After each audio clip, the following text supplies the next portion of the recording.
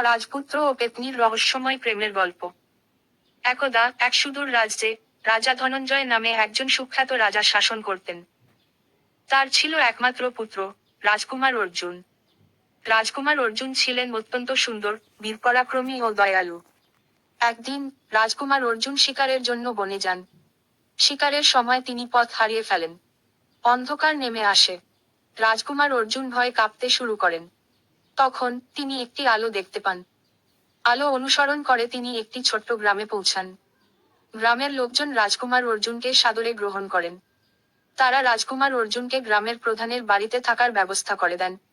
গ্রামের প্রধানের ছিল একমাত্র মেয়ে, রূপসী। রূপসী ছিল অত্যন্ত সুন্দরী ও দয়ালু। রাজকুমার অর্জুন ও রূপসীর দেখা হয়। তারা একে অপরের প্রেমে পড়ে যান। কিন্তু রূপসীর একটি রহস্য ছিল। সে ছিল এক পেত্নী। রূপসী রাজকুমার অর্জুনকে তার রহস্য সম্পর্কে জানাতে ভয় পেতেন। একদিন রাজকুমার অর্জুন রূপসীকে তার রহস্য সম্পর্কে জানতে চান। রূপসী সবকিছু সত্যি সত্যি বলে দেন। রাজকুমার অর্জুন রূপসীর রহস্য জেনেও তার প্রতি তার ভালোবাসা কমে না। তিনি রূপসীকে বিয়ে করতে চান। কিন্তু রূপসী রাজকুমার অর্জুনকে বিয়ে করতে চান না।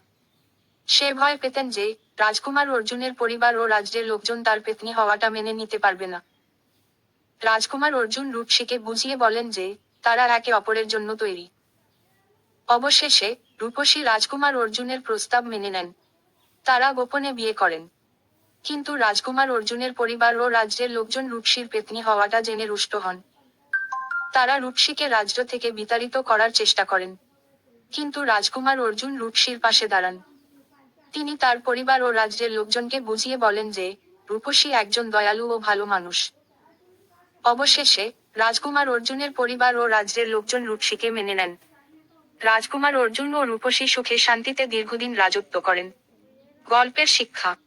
এই গল্প থেকে আমরা শিক্ষা পাই যে প্রেমের কোন সীমা পরিধি নেই। প্রেম যেকোনো বাধা অতিক্রম করে। এছাড়াও এই গল্প আমাদের সৎ ও ন্যায়পরায়ণ হওয়ার শিক্ষা দেয়।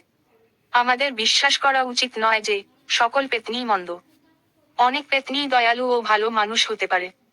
আমাদের সকলের প্রতি সহানুভূতিশীল ও সহনশীল হওয়া উচিত। গল্পের শেষ অংশ। রাজকুমার অর্জুন ও রূপসীর প্রেমের গল্প দ্রুত রাজ্য জুড়ে ছড়িয়ে পড়ে। সকলেই তাদের প্রেমের কাহিনী শুনে মুগ্ধ হয়। রাজকুমার অর্জুন ও রূপসীর প্রেমের কাহিনী রাজ্যে ভালোবাসা ও সহনশীলতার বার্তা ছড়িয়ে দেয়। রাজকুমার অর্জুন ও রূপসী দীর্ঘদিন সুখে শান্তিতে রাজত্ব করেন। গল্পের নৈতিকতা। প্রেমের কোন সীমা পরিধি নেই। সৎ ও ন্যায়পরায়ণ হওয়া উচিত।